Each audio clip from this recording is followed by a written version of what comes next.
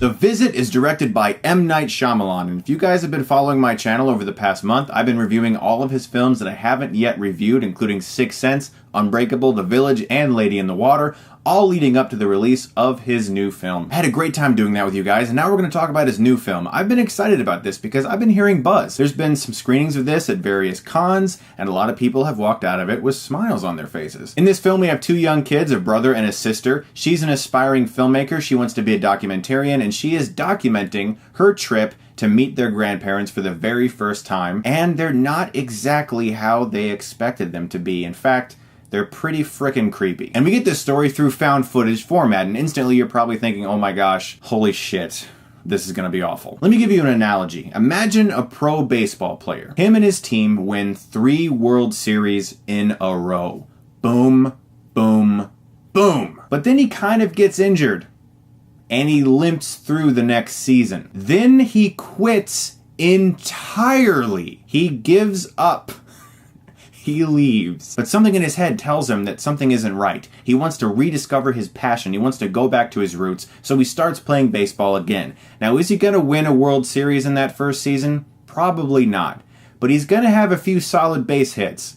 And The Visit is a solid base hit. This is not a great movie, but for what it is, I enjoyed The Visit for a number of reasons. For one, it's a very small budget movie. M. Night Shyamalan apparently took the fee that he earned from directing After Earth, or supposedly he directed it. Some reports have indicated that maybe Will Smith actually directed that movie, and Shyamalan just sort of had shot setups, and that's all he got to do. Nevertheless, he did get paid for working on After Earth, and he took that money and went away from the studio system. He went away from the Hollywood system, and he made an extremely small movie for a few $1 million of his own money with actors that he trusted, and he made this film not even knowing if a studio was going to buy it or release it or not. When I went to the Visit panel at Comic-Con this year, he told this story about being extremely nervous when he sent it to Blumhouse and not even knowing if they were going to like it or not. He had no idea what was going to happen with this movie. He made it on his own with no one telling him what to do, nobody whispering in his ear, and it's his best film since The Village. What really worked about this movie for me, surprisingly, is that it's actually a comedy in disguise.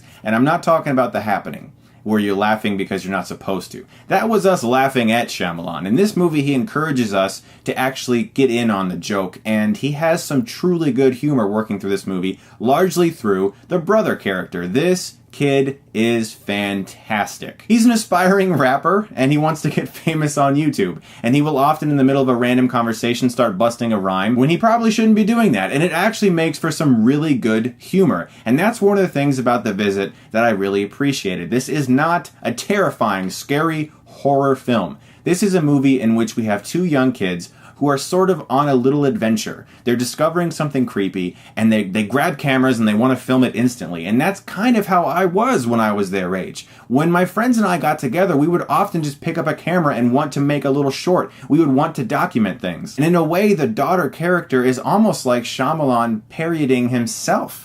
She will often stop in the middle of filming and tell her brother to stand in front of, say, a swing just because of the ambiance of it swinging back and forth for dramatic effect. This is a film that you can watch as a found footage scary movie, and you can accept it as that. But similar to all of M. Night Shyamalan's films, even the ones that aren't good, they all have subtext underneath. They all have something else about them that makes them different than your average movie. And this one in particular is in a way parodying Shyamalan's filmmaking styles. He's parodying his self-seriousness, and a lot of that comedy really works, and I guarantee a lot of people who aren't actually looking for that will not pick up on that. Another thing about The Visit that strongly surprised me was its dramatic heft. There are some very good scenes involving the history between the mother and the daughter and the son, and the difficulties that exist there in them trying to reconnect with these grandparents because they didn't have a very good childhood. I was kind of touched, to be honest, with the way this film concluded. I won't spoil anything, but it actually got me right here in the heartstrings. But by far, my favorite thing about this movie is actually the way in which the found footage gimmick is used. The thing that I cannot stand in found footage movies, like this year's The Gallows,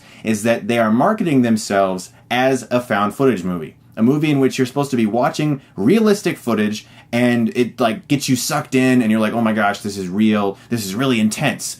But there's jump scares.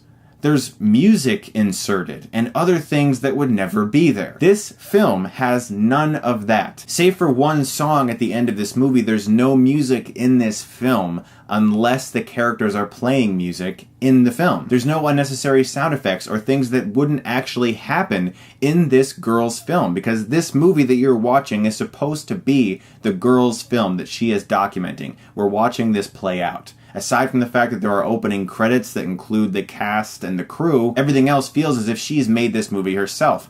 And that is really impressive. The fact that they didn't use any of those cheap found footage gimmicks, I love that about this movie. Also, the performances in the movie are excellent. The kids were fantastic, the mother was very good, Kathryn Hahn, and the grandparents were really good, especially the grandmother. This woman who seems to have an issue once 9:30 p.m. hits, in which this strange sort of disorder seems to seep into her and she becomes this psychotic individual. Really good acting, and Shyamalan wisely chose to play a lot of that for comedy. You have to understand that for a kid experiencing these really strange things with their grandparents, it's going to feel very awkward. You're going to want to sort of laugh, but you don't know if you should laugh. And they captured that tone perfectly. Where most of the movie felt very realistic, as if this girl was directing this short, there were times towards the end where she would pan away from something, then pan back, oh, it's closer now, pan away, then pan back, oh, it's closer now. It's like that YouTube video of the cat that keeps peeking out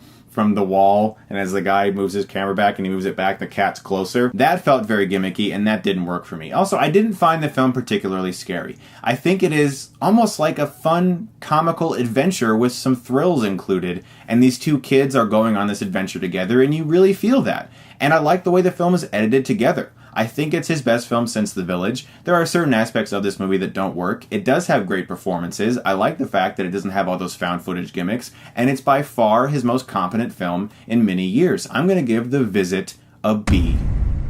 Guys, thank you so much as always for watching, and I gotta let you know I'm going to be going to TIFF. I am leaving for TIFF today. I'm going to be seeing a lot of films there. I'm excited for it. I hope you guys have a good time with those reviews. I'm going to try to film a few of them in the hotel. It won't be in my background. I asked a poll on Twitter, and most of you wanted me to just film them in the hotel, and I will try to do that for you. Thank you so much as always for watching, guys, and if you like this, you can click right here and get Stuckmanized.